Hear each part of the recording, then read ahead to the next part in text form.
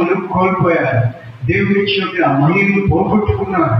కాబట్టి దేవునికి దూరం అయిపోయి పాపములో శాపములో వాళ్ళు ఉంటూ ఉన్నారు. ఆ పాప శాపముల నుంచి విడిపించి దేవుడు మరలా నిన్ను ఆ మహిమతో నింపాలనుకుంటున్నాడు. హల్లెలూయా, హల్లెలూయా. ఆ మహిమతో దేవుడు నిన్ను నింపాలని అనుకుంటున్నాడు. ఆ మహిమతో నీవు నింపబడాలి అంటే నువ్వేమవ్వాలన్నా పరిశుద్ధమైన ఒక మందిరముగా ఉండాలి. నువ్వు ఎప్పుడైతే ఒక పరిశుద్ధమైన ఒక మందిరముగా ఉంటావో అప్పుడు దేవుని యొక్క మహిమ నిన్ను కమ్ముకుంటుంది. ఆ మహిమతో నువ్వు కప్పబడతావు. అలా కప్పబడాలి అని అయితే ఈ రోజున ఎలా ఉన్నామంటే ఆ మహిమను కోల్పోయాము. అయితే ఆ మహిమను మరలా తిరిగి తెచ్చడానికి ఏమయ్యాడంటే నీ కోసం నా కోసం మనందరి కోసము 2024 సంవత్సరాల క్రితం ఆయన లోకానికి మరలా శరీరధారిగా వచ్చాడు. హల్లెలూయా. శరీరధారికి వచ్చి ఆయన ఏం చేశాడంటే చూడండి, మత్తయి సువార్త 27వ అధ్యాయము 28లో వచ్చింది.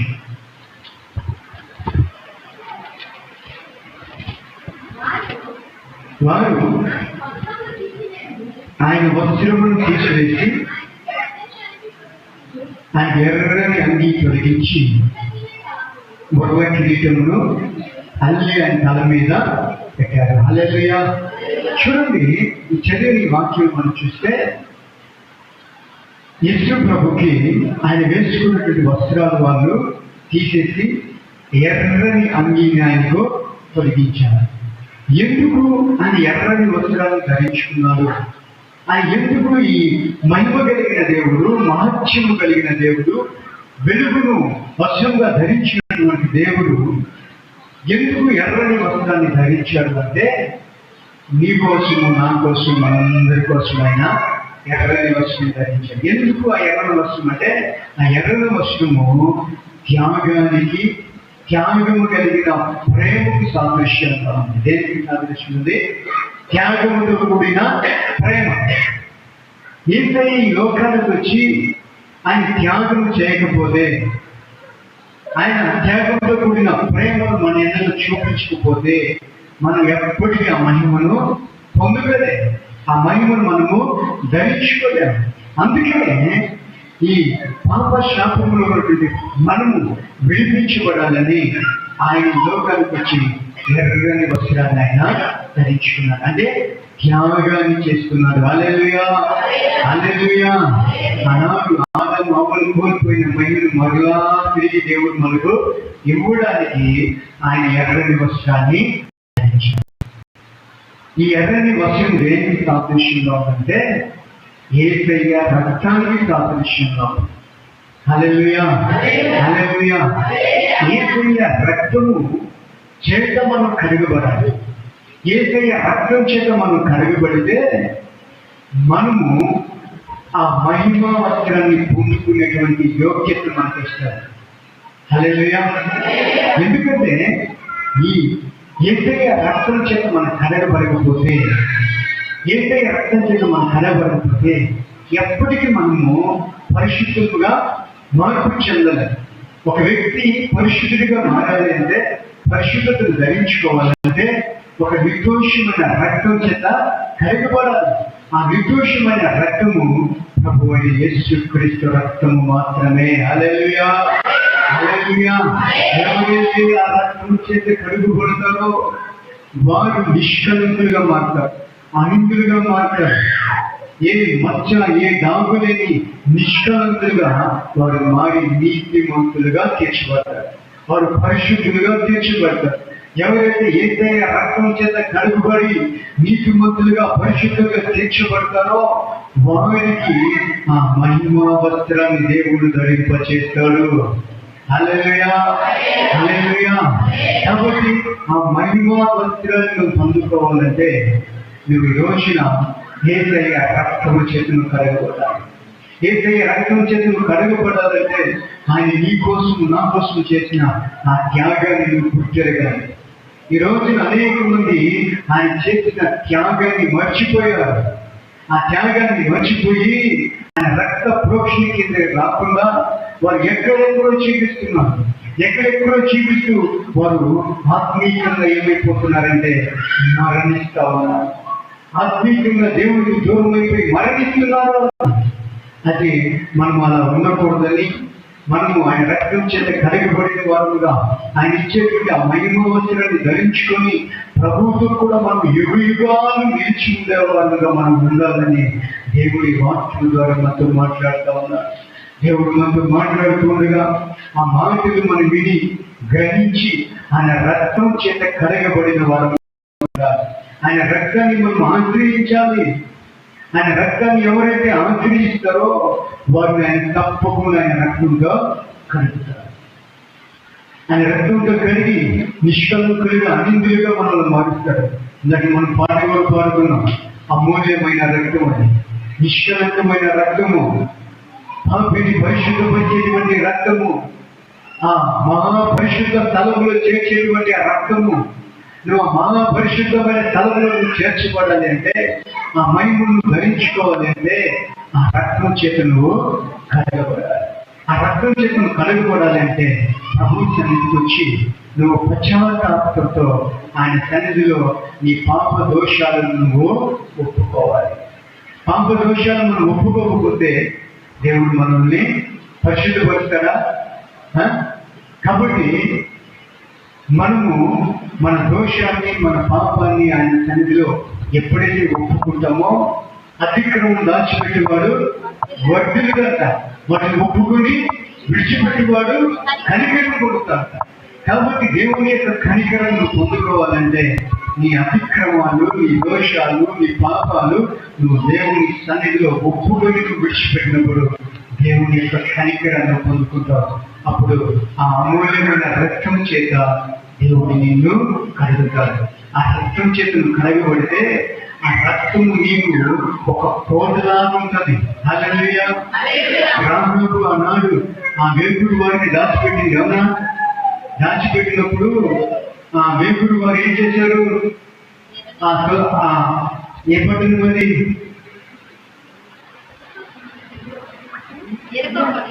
ఆ ఎరుకో పట్టణాన్ని నాశనం చేసినప్పుడు, ఆ పట్టణాన్ని నాశనం చేసినప్పుడు ఆ రాహాబు కుటుంబం కాపాడబడాలని ఏం చెప్పాడు దేవుడు? ఆ రోజున ఎర్రని దారము ఆ కిటికీలకు, ఆ దారిబంధాలకు కట్టమని.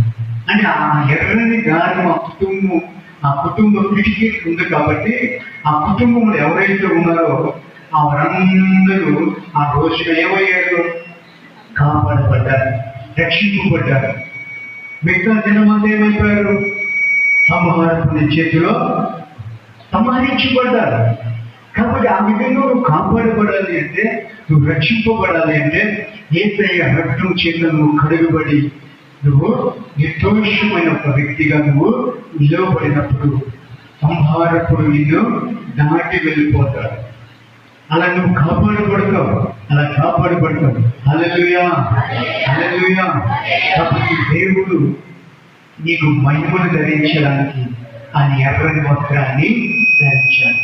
ఆ ఎర్రని వస్త్రానికి సాదృశ్యంగా ఉన్నటువంటి ఆయన రక్తం చేత నువ్వు కడగబడితే నువ్వేమవుతావంటే మహిమను ధరించుకుంటావు. హల్లెలూయా, హల్లెలూయా.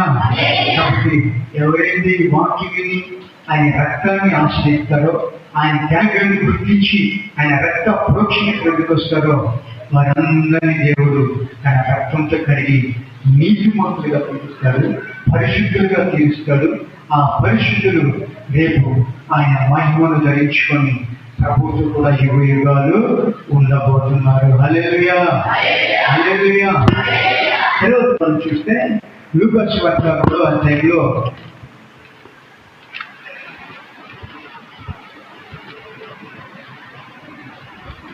12వ వచనం. దానికి ఇదే మీకు ఆనవాలు. ఒక శిశువు బొద్ది గుడ్డలతో చుట్టబడి ఒక తొట్టిలో పండుకొని మీరు చూచెదరని వారితో చెప్పాను. హల్లెలూయా. ఎవరు శిశువు? యేసు ప్రభు. ఎక్కడ పండుబెట్టబడ్డారు? పొత్తి గుడ్డలతో చుట్టుబడి ఒక తొట్టులో ఆయన పెట్టబడ్డారు. ఈ పొత్తి గుడ్డలు అంటే ఏంటి? కొత్త వస్త్రాల పాత వస్త్రాలు. ఈ పాత వస్త్రాల్లో ఏం చేశారట? చుట్టి పొరలు పెట్టారట. అంటే ఇప్పుడు యేసు ప్రభువు మహత్యము కలిగిన దేవుడు, మహోన్నతుడైన దేవుడు, వేవేల దూతల చేత నిత్యము ఆరాధించబడుతున్నటువంటి దేవుడు, అలాంటి గొప్ప దేవుడు ఈ రోజున ఎక్కడ పండబెట్టబడ్డాడు? పొత్తి గుడ్డలతో చుట్టుబడి పండబెట్టబడ్డాడు. అంటే యేసయ్య ఎలా ఉన్నాడంటే ఇక్కడ దీనత్వాన్ని ధరించుకొని తగ్గింపు కలిగిన వ్యక్తిగా ఈ లోకానికి ఆయన వచ్చాడు. ఎందుకు ఆయన ఈ దీనత్వాన్ని పొందుకోవాలి? ఎందుకు ఆయన తగ్గింపులోకి రావాలి అంటే మనము ఆయనతో కూడా మహిమలో ప్రవేశించాలి. మనం ఆయనతో ప్రవేశించాలి మహిమలో. అంటే ఆయన ఈ లోకంలోకి దీనుడిగా రావాలి, దరిద్రుడిగా రావాలి, దీనత్వాన్ని ధరించుకొని తగ్గింపు కలిగిన వ్యక్తిగా మారాలి. నీ కోసము, నా కోసం, మనందరి కోసము ఆయన ఎలా మారిపోయాడంటే దీనుడుగా మారిపోయాడు. ఎంతగా తగ్గించుకున్నాడట? పిలిపి పొందుగా రాయబడి ఉన్నది. శిలువ మరణము పొందుగా తగ్గించుకున్నాడట. ఎందుకు శిలువ మరణం పొందాలి? ఆయన శిలువ మరణం పొందితే నీకు రక్షణ వస్తుంది, నీకు నిత్యత్వం వస్తుంది, నీకు పరలోకం వస్తుంది. అందుకనే నీకు పరలోకాన్ని ఇవ్వడానికి, నీకు ఆ మహిమను ఇవ్వడానికి ఆయన ఈ లోకానికి తగ్గింపు కలిగిన వ్యక్తిగా ఆయన రక్షిస్తాడు. దీనత్వాన్ని ధరించుకున్నాడు, తను తానుగా వ్యక్తులుగా మార్చుకున్నాడంట. ఆయన సింహాసనం ఉండి సింహాసనంతో కూడా తండ్రితో కూడా కూర్చున్నటువంటి గొప్ప భాగ్యాన్ని విడిచిపెట్టేశాడంటే. అయితే ఎవరి కోసం? ఎవరి కోసం? నా కోసం, నీ కోసం, మనందరి కోసము ఆయన సింహాసనాన్ని విడిచిపెట్టాడు. దేవుడికి ఉండే భాగ్యాన్ని విడిచిపెట్టాడు. అంత గొప్ప ధన్యతను ఆయన విడిచిపెట్టి ఒక సామాన్యమైన ఒక వ్యక్తిగా ఈ లోకానికి వచ్చి ఆయన దీనత్వం అనే వస్త్రాన్ని ఆయన ధరించు. కాబట్టి ఈ రోజున ప్రభు అంత దీనుడుగా మారడానికి కారణం నీకు మహిమను ఇవ్వడానికి. హల్లెలూయా, హల్లెలూయా. కాబట్టి ఆ మహిమను పొందుకోవాలంటే యేసు ప్రభు ఏ విధంగా దీనుడయ్యాడో, ఏ విధంగా తగ్గింపులోకి వచ్చాడో, నువ్వు కూడా ఈ లోకంలో ఎలా ఉండాలంటే దీనత్వాన్ని ధరించుకోవాలి, తగ్గింపు స్వభావంలోకి నువ్వు రావాలి. ఈ రోజున మనం రక్షింపబడ్డాము, కానీ ఈ దీనత్వం అనే స్వభావం మనలో లేదు, ఈ తగ్గింపు అనేటువంటి స్వభావం మనలో లేదు. ఎందుకంటే దేవుడు అంట అహంకారులు ఎదిరిస్తాడంట, దీనులకు కృప చూపుతాడంట. నువ్వు అహంకారిగా నువ్వు ఉంటే దేవుడిని ఏం చేస్తాడు? ఎదిరిస్తాడు. అయితే నువ్వు కృప కలిగి దేవుడి యొక్క కృపను పొందుకొని ఆ కృపలో నువ్వు సాగిపోవాలి అంటే నువ్వు ఎలా ఉండాలంట? దీనుడిగా మారాలి. కాబట్టి ఈ రోజున మనలో ఉన్న అహంకారాన్ని, మనలో ఉన్నటువంటి తిరుగుబాటు స్వభావాన్ని మనం ఏం చేయాలి? విడిచిపెట్టాలి. హల్లెలూయా. ఏం చేయాలా? విడిచిపెట్టాలి. విడిచిపెట్టకపోతే దేవుడే మనం అలాంటి స్వభావం కలిగిన వారిని ఎదిరిస్తాడంట. కాబట్టి దేవుడు ఎదిరిస్తే ఆ బ్రతుకులు ఏమైపోతాయి? ఆ జీవితాలు ఏమైపోతాయి? కాబట్టి బహు జాగ్రత్తగా మనం ఉండాలి. కాబట్టి ప్రభు అయిన యేసు క్రీస్తు కృపను మనం పొందుకోవాలంటే మనము ఈ లోకంలో మనము దీనత్వాన్ని ధరించుకోవాలి, తగ్గింపు స్వభావం రావాలి. కొంతమందిలో చూసినా కానీ తగ్గింపు అనేది ఉండదు, దీనత్వం అనేది ఉండదు. ఎందుకంటే వారు ఎప్పుడు అలాగనే ఉంటారు. దేవుని ఎదిగిన స్వభావంతోనే ఉంటారు. దేవుని తెలుసుకున్న తర్వాత ఆయన గుణ లక్షణాలన్నీ మనలోకి రావాలి. ఆ గుణ లక్షణాలు మనం పొందుకోకపోతే నువ్వు క్రీస్తు దగ్గరికి వచ్చిన ఆ స్థితి కూడా సరైనది కాదు. మరి నామగా వస్తుగా వస్తున్నావు, ఏదో వస్తున్నావు, ఏదో పోతున్నావు అన్నట్టుగా వస్తున్నావు, కానీ నువ్వు పూర్ణ మనసుతో దేవుడిని వెతకడం లేదు, పూర్ణ ఆత్మతో నువ్వు దేవుడిని వెతకడం లేదు. దేవుడిని వెతికే వాళ్ళు పూర్ణ మనసుతో పూర్ణ ఆత్మతో వెతికితే దేవుడు ఎలాంటి స్వభావం కలిగిన వాడు నువ్వు చూడగలుగుతావు. నువ్వు ఆ స్వభావాన్ని నువ్వు చూడలేకున్నావు అంటే నువ్వు సరిగా ఆయనను వెంబడించినట్లేదు. నువ్వు సరిగా వెంబడిస్తే ఆయనలో ఉన్న ఈ గుణ లక్షణాలన్నీ మనం పొందుకోగలుగుతాం. కాబట్టి వాక్యం వింటున్న నీవు ఒకవేళ ఇంకా నీకు ఈ దీనత్వం అనే స్వభావం లేకపోతే, ఈ తగ్గింపు అనే ఈ స్వభావం నీకు లేకపోతే దేవుడు నిన్ను ఎదిరిస్తాడంట. దేవుడు ఎదిరిస్తే మనం ఆ కృపను కోల్పోతాం. కాబట్టి ఎవరైతే దీనులుగా దళితులుగా ఉంటారో వారికి మాత్రమే దేవుడి కృప అనేది పొందుకుంటారని దేవుని వాక్యం స్పష్టంగా మాట్లాడతాం. కాబట్టి వాక్యం వింటున్న నీవు ఎలా ఉన్నావు? తగ్గింపు కలిగిన వ్యక్తిగా ఉన్నావా? నీ కోసం దేవుడు అంతగా తగ్గించుకుంటే దేవుడి కోసం నువ్వెందుకు తగ్గించుకోలేకపోతున్నావు? ఎందుకు తగ్గించుకోలేకపోతున్నావు? కొంతమందికి పిలిస్తే ముగ్గు మీదే ఉంటుందంట కోపం.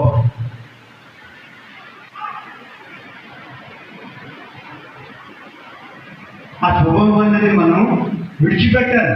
ప్రభువుని అడగాలి, ప్రభా ఈ వ్యతిరేకమని ఈ లోబడిన స్వభావం నాలో నుంచి తొలగించు ప్రభా.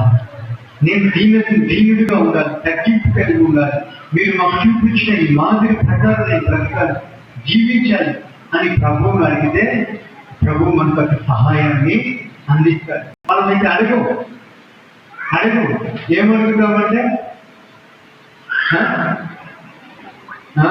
చదువులు అడుగుతాం, పెళ్ళిళ్ళు అడుగుతాం, ఉద్యోగాలు అడుగుతాం, అన్ని లోక సంబంధమైన అడుగుతాం. కానీ దేవునితో ఇలా ఉండాలి, దేవాన్ని మహిమని ధరించుకోవాలి, ఈ మహిమను పొందుకొని నీతో కూడా ఇవిగా ఉండాలి అని మాత్రం మన దేవుణ్ణి అడగం. వాటికంటే చాలా ముఖ్యమైనది ప్రభుత్వం ఉండే భాగ్యం, ప్రభుత్వం నిలిచే భాగ్యం. ఈ లోకంలో ఉంటే ఆయుష్ ఉంటే 70 సంవత్సరాలు, అధికంగా ఉంటే 80 సంవత్సరాలు ఈ లోకంలో బ్రతుకుతామేమో. ఆ తర్వాత ఈ లోకాన్ని విడిచిపెట్టాలి. ఈ లోకాన్ని విడిచిపెట్టినప్పుడు ఎక్కడుంటావు?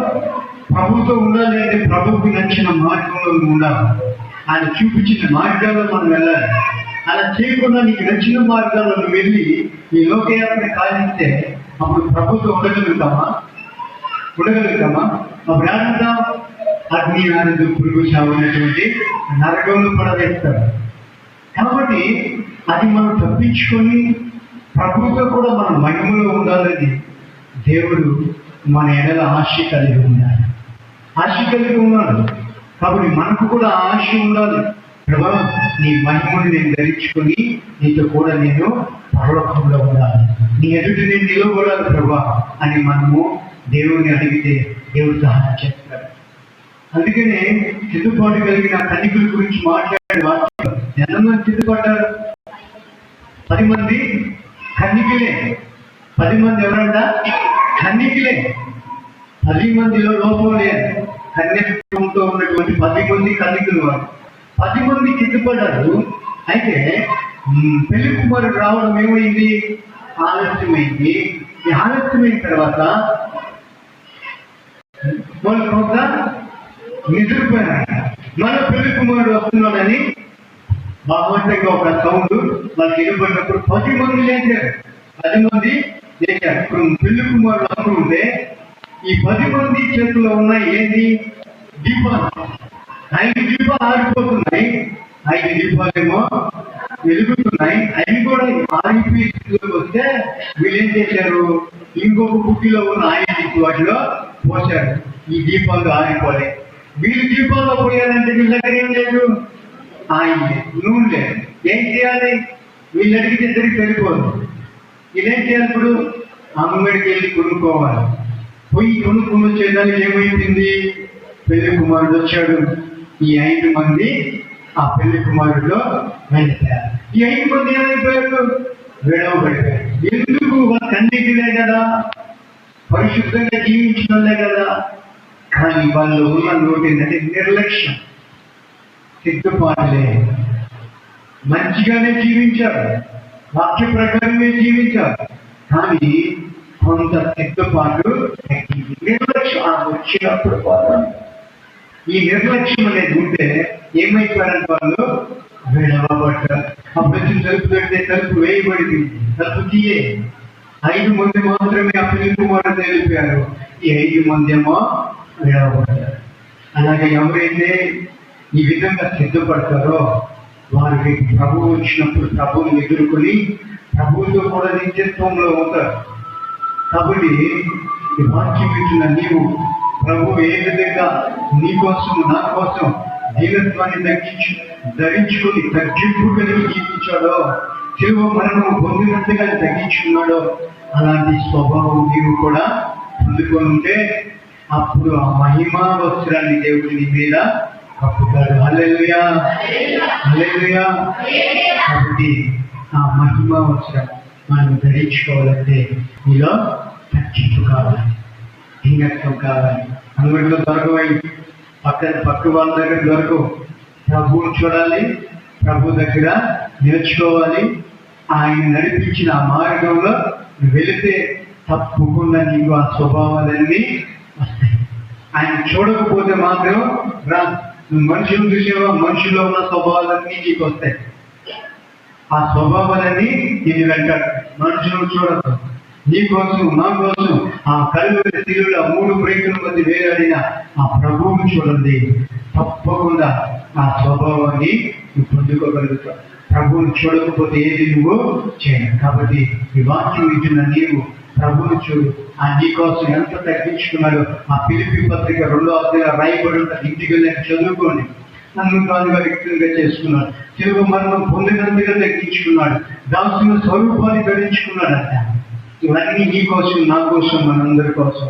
కాబట్టి అంతగా తగ్గించుకున్న దేవుని కోసం నేను ఎందుకు తగ్గించుకోలేకపోతున్నావు? నీలో ఉన్న కోపాన్ని ఎందుకు అంచుకోలేకపోతున్నావు? నీలో ఉన్న మూర్ఖాన్ని ఎందుకు విడిచిపెట్టలేకపోతున్నావు? అవన్నీ సాధారణ స్వభావాలే.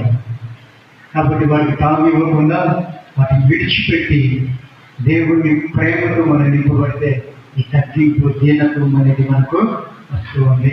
కాబట్టి దేవుని త్యాగంతో కలిగిన ప్రేమను గుర్తు చేసుకుంటే ఈ తగ్గింపు అనేది కూడా నీ జీవితంలో నువ్వు పొందుకోగలుగుతావు. ఎవరైతే ఆ దీనత్వాన్ని, ఆ తగ్గింపు కలిగిన చివరిని కలిగి జీవిస్తారో వారు ఆ మహిమ కలిగినటువంటి ఆ వస్త్రాన్ని దేవుడు పొందుకోగలుగుతారు. హల్లెలూయా. తర్వాతగా మనం చూస్తే మత్తయి సువార్త 17వ అధ్యాయము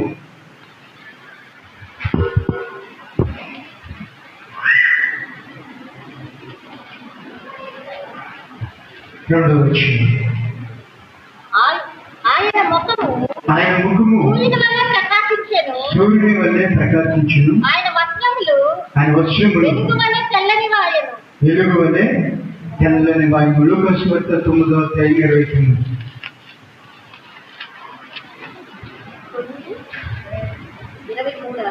మరియు ఆయన 9:29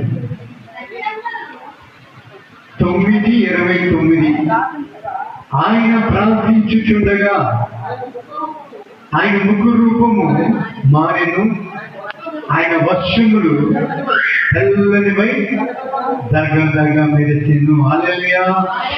చూడండి, ఇక్కడ యేసు ప్రభు గురించి 2 వచనాల్లో మనం చదివాం. యేసు ప్రభు ఆ రూపాంతర కొండ మీదకి వెళ్ళినప్పుడు ఆ పేతురు, యోహోను, యాకోబుని వెంట పెట్టుకుని వెళ్ళినప్పుడు అక్కడంతా యేసు ప్రభు ఏం చేశాడంట? ప్రార్థన చేశాడంట. యేసు ప్రభు అక్కడ ప్రార్థన చేస్తూ ఉంటే అక్కడ జరిగిన సంఘటన ఏంటి? ఏం జరిగింది? ఆయన వస్త్రములు తెల్లగా దగదగా మెరుస్తున్నాయి, ఆయన ముఖ రూపము మెరుస్తుంది. హల్లెలూయా, హల్లెలూయా. చూడండి, ఆయన ప్రార్థిస్తూ ఉండగా ఆయన ముఖ రూపం మారిపోయిందంట. మారిపోయి ఆయన వస్త్రాలు తెల్లగా దగ్గర మెరిసేటువంటి తెల్లని వస్త్రాలుగా మారిపోయాయి. ఎప్పుడు? ప్రార్థన చేస్తూ ఉండగా. హల్లెలూయా. ఏమొచ్చిన ప్రార్థన చేస్తే మోకాలు నల్లబడతాయంట, మొహమేమో తెల్లబడుతుందంట. అనే కదా. కాబట్టి మనం ప్రార్థన చేస్తే యేసయ్య ఏ విధంగా ఈ తెల్లని వస్త్రాలు ధరించి రూపాంతరపు అనుభవంలోకి వెళ్ళాడో అలాంటి ఆత్మీయ జీవితం మనలోకి రావాలి. అంటే మనం కూడా ఏం చేయాలి? ఇప్పుడు ప్రార్థనా జీవితం మనము కలిగి ఉండాలి. హల్లెలూయా, హల్లెలూయా.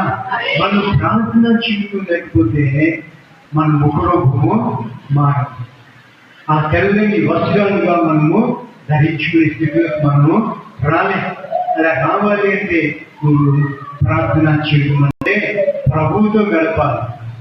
ప్రార్థన చేయడం అంటే దేవుడితో మాట్లాడడం. ఆ అనుభవంలోకి మనం రావాలి. మోషే 40 దినాలు ఎక్కడున్నాడు? సీనాయి పర్వతం మీద, సీనాయి కొండ మీద ఉన్నాడు. 40 దినాలు ప్రభుతో ఉన్నప్పుడు మోషే ముఖం ఏమైందంట? సూర్యుని వెలుగులాగా ప్రకాశిస్తుందంట. ఆయన దిగి వస్తుంటే ఆ ఇశ్రాయేలు ప్రజలు ఆ మోషే ముఖాన్ని చూడలేక ముఖాన్ని తిప్పుకుంటున్నారంట. అందుకని మోషే ఏం చేశాడంటే తన ముఖం మీద వస్త్రాన్ని కప్పుకొని అప్పుడు ఇశ్రాయేలు ప్రజలతో మాట్లాడాడు. ఆ అనుభవం మోషేకి రావడానికి ఏంటి కారణం అంటే ఆయన దేవునితో గడిపాడు. అలాగే నువ్వు కూడా ప్రార్థన జీవితం కలిగి ఉంటే నువ్వు దేవుడు అనుగ్రహించే తెల్లని వస్త్రాన్ని, ఆ మహిమా వస్త్రాన్ని నువ్వు పొందుకోగలుగుతావు. మన ప్రార్థనా జీవితం లేదు అనుకో, నువ్వు ఎప్పటికీ ఈ మహిమా వస్త్రాన్ని నువ్వు ధరించుకోలేవు. హల్లెలూయా, హల్లెలూయా. ఎందుకంటే ఈ లోకంలో బ్రతుకుతున్న మనము ప్రార్థన జీవితం మనం కలిగి ఉండాలి. ప్రార్థన మనలో లేదు అనుకో, అపవాది మనల్ని ఏం చేస్తుందంటే పడదోషేస్తారు.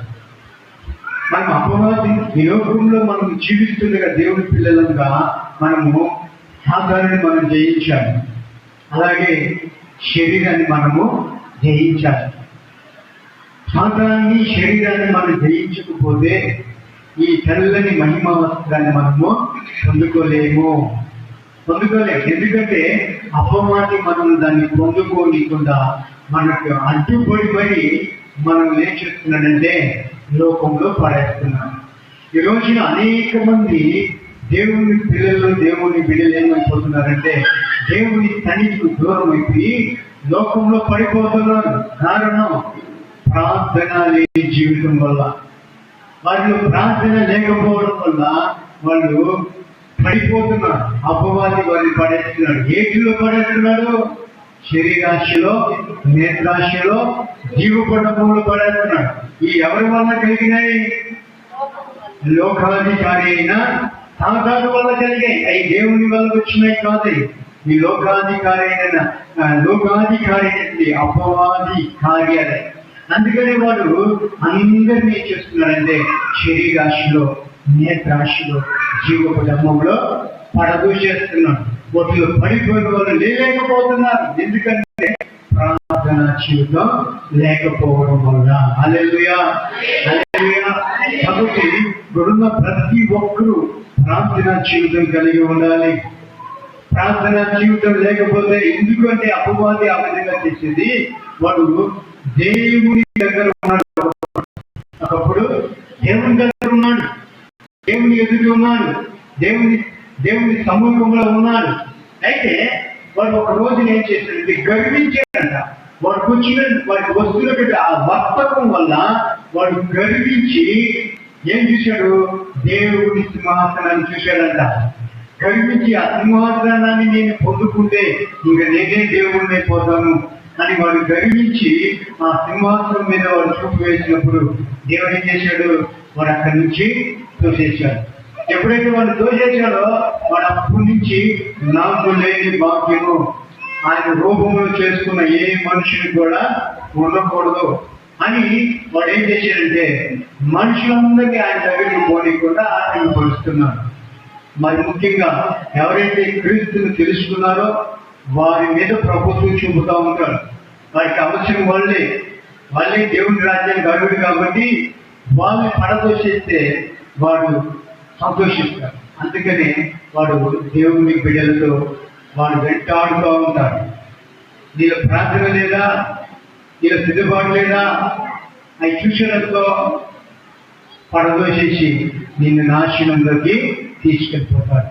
కాబట్టి మనము పాపాలను జయించాలంటే, ఈ శరీరాన్ని జయించాలంటే నీకు ప్రార్థన కావాలి. ప్రార్థనతో కూడా దేవుని ఆత్మాభిషేకము కావాలి. హల్లెలూయా, హల్లెలూయా. అందుకని ప్రభు అంటాడు, నన్ను అడిగితే నేను నిశ్చయముగా పరిశుద్ధాత్మను ఇస్తానంటున్నాను. ఇస్తాడుగా, చెప్పాడు ఆయన, వాగ్దానం చేశాడు, నన్ను అడిగితే నేను నీకు పరిశుద్ధాత్మను ఇస్తానన్నాను. కాబట్టి ప్రార్థన పూర్వకంగా ప్రభు కనిపెట్టి నువ్వు అడుగు, దేవుని పరిశుద్ధాత్మను ఇస్తాడు. ఈ ప్రార్థన, పరిశుద్ధాత్మ, ఈ రెండు అనుభవాలతో నువ్వు సాతాన్ని జయించగలుగుతావు. హల్లెలూయా, హల్లెలూయా. అలా మనం ఎప్పుడైతే జయిస్తామో, జయించిన వారి కంట దేవుడు తెల్లని వస్త్రాలు ధరింప చేస్తాడని ప్రకటన గ్రంథంలో రాయబడింది. మనం జయించకపోతే ఆ తెల్లని వస్త్రం పొందుకోగలుగుతామా? ఆ మహిమను మనం పొందుకోగలుగుతామా? నువ్వు జయిస్తేనే ఆ తెల్లని వస్త్రం, నువ్వు జయిస్తేనే ఆ మహిమ వస్త్రం. కాబట్టి నువ్వు జయించాలంటే ప్రార్థన జీవితం ఉండాలి. ప్రార్థన జీవితంలో నీకు తోడు పరిశుద్ధాత్మ అభిషేకం. పరిశుద్ధాత్మను పొందుకొని నువ్వు ఎప్పుడైతే ప్రార్థన చేస్తావో, సాధారణి ఈ శరీర కార్యాన్ని అన్ని చేయించి నువ్వు జయ జీవితాన్ని చేయగలుగుతావు. హల్లెలూయా, హల్లెలూయా. కాబట్టి ఎవరైతే ఆ విధంగా ప్రార్థన జీవితం కలిగి ఎవరైతే జయ జీవితాన్ని చేస్తారో వారికి తెల్లని వస్త్రాన్ని దేవుడు ధరింప చేస్తారు. ఆ దేవాలయాన్ని ఆయన స్వర్గాయ అంచులు కమ్ముకున్నట్లుగా ఈ రోజున ఆయన ఆలయంగా మనం పిలువబడుతుంది. ఎవరు ఆయన ఆలయం? ఇప్పుడు మనమే ఆయన ఆలయం. ఈ ఆలయాన్ని పాడు చేస్తే వారిని ఆయన పాడు చేస్తాడని వాక్యంలో రాయబడింది. కాబట్టి దేవుని ఆలయమని గుడారాన్ని మనం పాడు చేయకుండా మనమే చాలా పరిశుద్ధంగా కాపాడుకోవాలి. అంతేగా పరిశుద్ధత కలిగిన దేహంగా మనం ఉంటే ఆయన మనలో నివాసం చేస్తాడు. మనం పరిశుద్ధత లేకుండా ఉంటే దేవుడు మనలో రాగలుగుతాడా?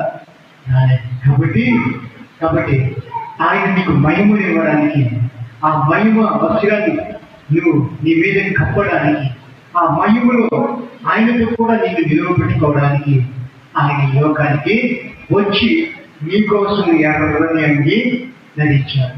నీకోసం దీనుడిగా దరిద్రుడిగా మారిపోయాడు. నీకోసం, నా కోసం ఆయన ఇప్పటికీ తండ్రి దగ్గర విజ్ఞాపన చేస్తూనే ఉన్నాడు. ఎందుకంటే మనము ఆయన ఎదుట ఉండాలని, మనం ఆయన మహిమను ధరించుకొని ఆయనతో కూడా మనం వెళ్ళాలని ఆయన ఇంత గొప్ప త్యాగాన్ని చేశాడు. ఈ త్యాగాన్ని నువ్వు మర్చిపోతే నువ్వు విశ్వాసహీనురాలి. అంతేగా?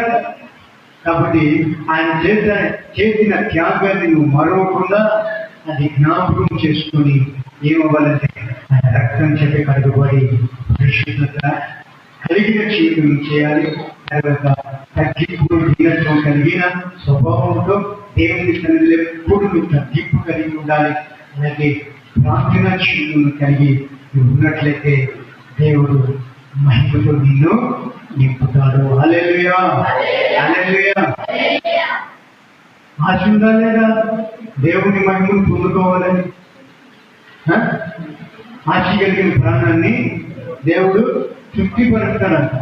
ఈ లోక సంబంధమైన ఆశలని విడిచిపెట్టి దేవునితో ఉండాలన్న ఒక ఆశతో మనం ఇవ్వాలంటే ఆయన సన్నిధిలో నిలవబడాలి. రక్తం చేత కలుగుబడి పరిశుద్ధమైన జీవితం చేద్దాం. అలాగనే ఆయన వల్లే తగ్గింపు కలిగి అన్ని విషయాల్లో దీనత్వం ధరించుకొని ప్రభుకి వినయ మనస్కులుగా ఉందాం. తర్వాత ప్రార్థనా జీవితం కలిగి ఉందాం. అలా ఉన్న మనందరికీ దేవుడు తన మహిమతో నింపుతాడు. హల్లెలూయా. ఆయన త్వరగా రానే ఉన్నాడు. ఆయన వచ్చినప్పుడు నువ్వు ఈ దేహంలో మనం ఎత్తపడవు. ఎలా ఎత్తపడతాం? మహిమను ధరించుకొని ప్రభువుతో కూడా మనము నిలిచే వారముగా ఉంటాం. కాబట్టి ఆ మహిమను దేవుడు నీకు ఇవ్వాలని ఆశపడుతూ ఈ వాక్యం ద్వారా ఇక్కడున్న మనందరితో దేవుడు మాట్లాడారు. కాబట్టి ఆ మహిమను పొందుకునే విధంగా మనము మన ఆత్మీయ జీవితం ముందుకు సాగిపోదాం. దేవుడి కొద్ది మాటలు దీవించి ఆశీర్వదించునుగాక. ఆమేన్.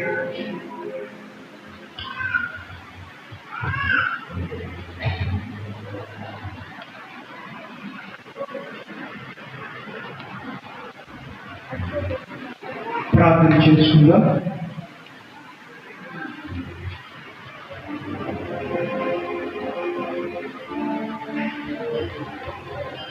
వాక్యం విన్నాం, ప్రార్థన చేసుకుందాం.